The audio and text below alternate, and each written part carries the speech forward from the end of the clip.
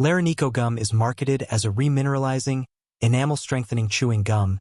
but consumer feedback shows a very mixed picture that raises questions about how well it truly works and whether the company operates in a trustworthy way. On one hand, the product contains ingredients often associated with oral health benefits, such as xylitol and nano-hydroxyapatite,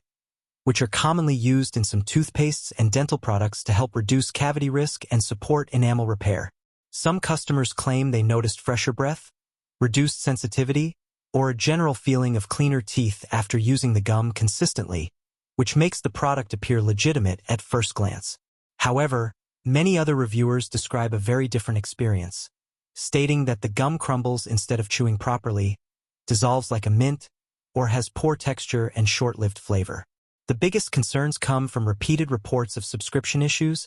unexpected charges, delayed or missing shipments, and poor customer service,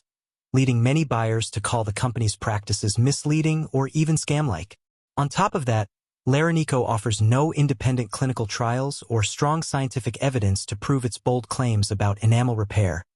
meaning the product relies heavily on marketing language and anecdotal reviews rather than verified research. Overall, Larineco gum may contain ingredients that can support oral health in theory,